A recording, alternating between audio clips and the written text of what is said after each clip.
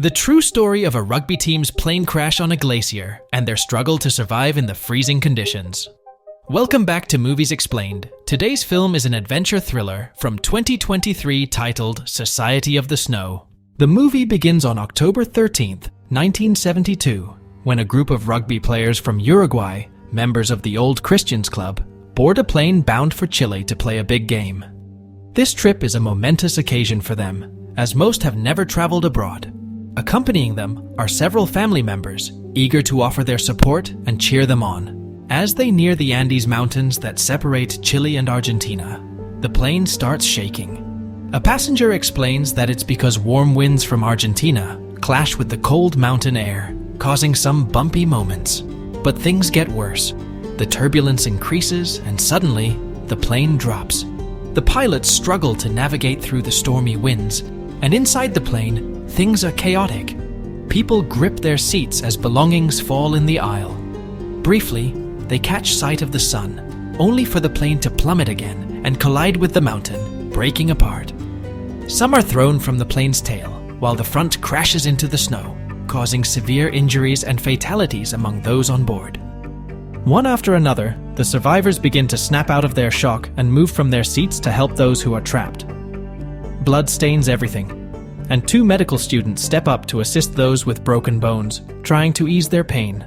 Some of the others check on the pilot, but he passes away after saying a few words, and the radio isn't working. Despite their efforts to call for help, no response comes.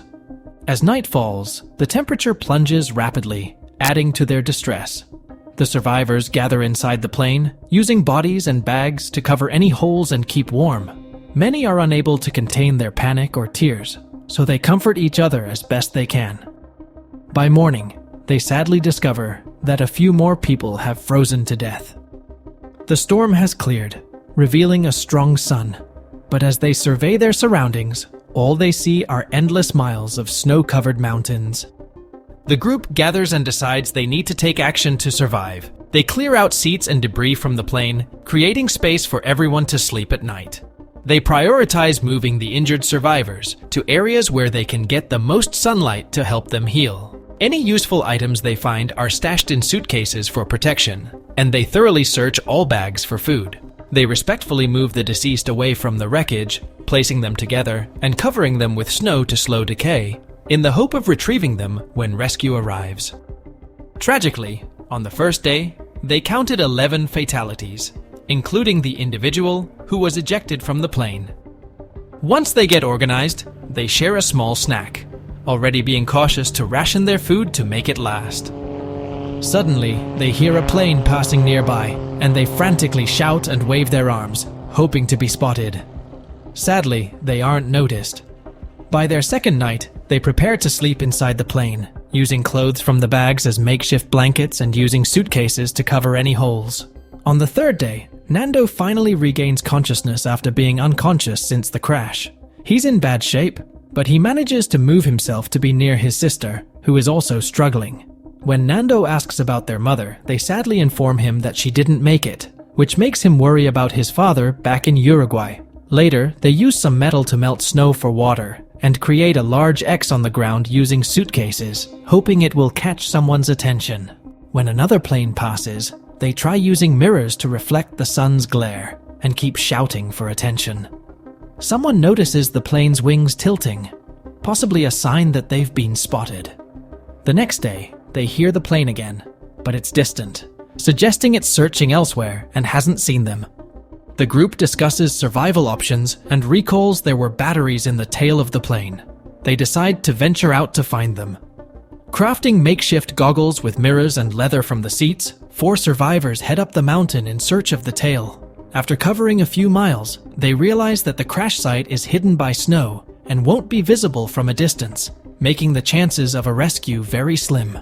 Suddenly, they notice an avalanche starting, prompting the 4 to swiftly return to the crash site for safety. Days go by, and a week later, their food supply runs out. With no animals or plants around, they try eating moss from a rock, but it's revolting. In desperation, Nando suggests they might have to consider eating the deceased bodies. This sparks a heated debate among the survivors about whether it's morally acceptable.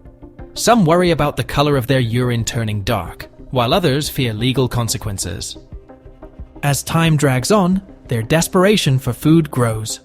They resort to eating anything they can find, even things like shoelaces and cigarettes. Sadly, this only worsens their condition, making their urine even darker. On the 8th day, Nando's sister passes away, and Coco decides to write a letter to his parents, describing the tragedy as well as the beauty of their surroundings. Over the next few days, more storms hit, forcing them to seek shelter inside the plane to survive. However, by day 21, half of the group grows weary of their dire situation. They make a difficult decision. They give permission for others to eat their bodies if they die. Those who've made this decision venture outside and, using a piece of glass, take meat from the dead to sustain themselves. Witnessing this, a few others change their minds and join the group in taking this drastic step to survive, leaving only 5 individuals who refuse to resort to cannibalism. The following day, they establish a system to conceal most of the bodies while they process them. This way, it's less disturbing for those not involved in the task. They also begin to leave some pieces of meat out in the sun to thaw. At some point, they discover a new suitcase buried in the snow, containing a radio. After quickly making an antenna, they manage to switch it on, only to hear from the news that the government has decided to halt the search for them after 66 failed search missions. This devastating news triggers a collective breakdown among the group, and 4 individuals succumb to eating human flesh out of despair. Later, 3 of the guys decide to make another attempt to search properly for the tail of the plane. They first encounter a massive wreckage and come across 5 bodies, one of whom was the person who was ejected from the plane during the crash. Moving quickly is tough. They face slippery terrain and freezing winds that make breathing a challenge. At night, they huddle together against the mountain's side, attempting to sleep through a raging storm. They wake up covered in snow, but alive. Unfortunately, one of them loses their sight, and the other 2 are severely weakened. They decide to retreat, sliding down the mountain on a piece of debris.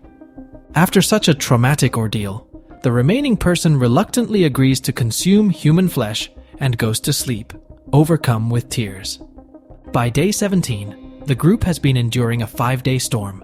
They try to lift spirits by sharing stories while hunkering down inside the plane. Suddenly, an avalanche crashes down, covering the plane in snow. As panic rises among the few who remained on top, one person ventures outside, only to realize the storm has intensified. Desperately, they start digging through the snow to uncover all the passengers who are buried. In a race against time, they even use urine to speed up the melting process. After extensive labor, tireless effort, and frantic calls, they manage to rescue everyone except for a woman who was deeply buried and had passed away swiftly. Just then, a strange noise alerts them to another avalanche heading their way. It engulfs them once more, claiming the lives of a few more men, including the team captain. The survivors act quickly, creating holes to ensure they can breathe. They're left waiting anxiously, hearing the unsettling sounds of snow cascading around them. When they regain some strength, they gather and move 8 bodies to a corner. By day 18, they've been buried for 2 days, and the pangs of hunger become unbearable. With no other options, they reluctantly resort to obtaining meat from the bodies. This time, it's much more difficult because they can't conceal most of the bodies in the snow to avoid seeing their faces. They're forced to confront the fact that they know exactly whose flesh they're consuming. This realization fills Numa with rage, leading him to dig furiously and break the windows. Unfortunately, in his fervor, he ends up injuring his leg with the broken glass. Despite the injury, he persists in digging. On day 20, he finally succeeds in making a hole in the snow large enough for the remaining survivors to emerge. After taking a moment to breathe and appreciate their survival, the group starts working on excavating the plane. Numa realizes he has a cut on his foot, unnoticed until now due to the cold, but he pushes it aside and continues to lend a hand. Eventually, the sunny weather aids in freeing the plane. They contemplate sending a few men on a search mission again, but the freezing nights outside make survival impossible. They agree to wait a few more days, as summer is approaching. On day 34, the thaw finally begins. The 2 men who were injured from the start are very ill, and the medical students understand there's nothing more they can do. Within hours, they discover Coco has fluid-filled lungs, and despite attempts at CPR, he passes away. As they retrieve his body, they find his letter and safeguard it. On day 36, Roberto, Nando, Tintin, and Numa set out on a new search, dressed in extra layers to handle the cold nights. However, Numa soon feels dizzy and collapses. Checking his foot, they find it's infected. The group considers taking him back, but Numa insists he can manage alone and urges them to continue. Once back at the crash site, Numa faints. A few hours later, he wakes to find the other sick passenger hallucinating before passing away. The following morning, the group begins chipping away at the ice around the cockpit, just in case they might need it. Numa wants to help, but is too weak, leaving him feeling frustrated and worthless. The trio returns with exciting news. They've located the plane's tail. In a series of short trips with the rest of the group, they bring back numerous clean coats, bottles of rum, cigarettes, and even chocolate. Additionally, they uncover the plane's batteries and attempt to link them to the cockpit to revive the radio. After much effort, they succeed in getting some static from the radio, but despite their attempts, they don't receive any response. Days pass, but the group is hesitant to venture out due to the near-fatal experience of spending one night outside, even with extra coats. Numa's infection worsens, spreading throughout his body. The food from the tail of the plane remains insufficient, forcing them to resort to stripping meat from the bones. It's become a routine, and the act no longer disturbs them. Realizing his time is limited, Numa stops eating to ensure others have more food. They attempt to fix the radio again, but a wiring issue leads to a small short circuit, leading them to abandon the effort. Frustrated, they express their anger by leaving a message on the plane, counting the number of survivors. During another trip to the tail, the group discovers waterproof fabric covering the pipes. Excited, they bring it back and start assembling a sleeping bag that will keep them warm during the chilly nights outside. Meanwhile, the smaller radio still works, and they catch news that despite 58 days passing since the crash, the Air Force plans to dispatch another aircraft for their search. A debate arises about their next move. Some advocate waiting for the aircraft, while others argue that they've never spotted planes in their location, suggesting they should seek help themselves. Frustrated, Roberto tears apart the sleeping bag. Eventually, they decide to distract themselves by mimicking bird sounds when they see them flying nearby. They also stumble upon a camera, seizing the opportunity to take numerous pictures. That night, Numa allows them to eat his body, and by morning, they find he has passed away, holding a note that reads, "There's no greater love than to give one's life for friends." Encouraged by these words, Roberto, Nando, and Tintin decide to embark on another journey. Equipped with the new sleeping bag and plenty of meat, they set off westward, aiming to cross the mountain and reach Chile. The night becomes windy, prompting them to dig a snow hole and huddle inside the sleeping bag, allowing them to survive until morning. Upon reaching a tall mountain peak, they're disheartened to realize they still have a vast distance to cover. Momentarily considering giving up due to insufficient food, Tintin volunteers to return, ensuring enough provisions for only Roberto and Nando. The arduous journey continues, with the duo facing a long and challenging trek. Eventually, they descend into a valley where the terrain shifts from snow to rocks. When Nando's shoe breaks, Roberto improvises by using fabric to mend it, enabling them to press onward. One evening, after dinner, Roberto gets sick and ends up vomiting. Nando comforts him, and by morning they're back on the move. Their perseverance pays off when they stumble upon a river with fresh water and even spot a small lizard. Suddenly, they notice a man on a horse staring at them from the other side of the river. Despite the noise of the rushing water hindering communication, they scream and wave their arms to get his attention. In response, the man tosses some paper and a pencil to them. The duo explains their situation, and the man takes the paper back to make some calls. Eventually, the message reaches the air rescue service, triggering a new mission. The man returns for Roberto and Nando, leading them to his cabin, where they can finally enjoy proper food. Soon after, the area becomes swarmed with reporters, bombarding them with questions. When news of their impending rescue reaches the group at the crash site, they become excited and start preparing by washing up to appear presentable. They gather their belongings in bags, including fragments of the plane as keepsakes. When the helicopters finally arrive, they take Roberto and Nando along as guides.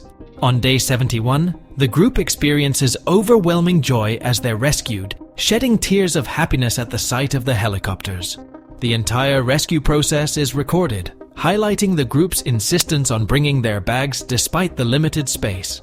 A total of 16 people have survived. Upon reaching the city, their families eagerly await their return. They are quickly taken to the hospital, where a large crowd greets them, hailing them as heroes.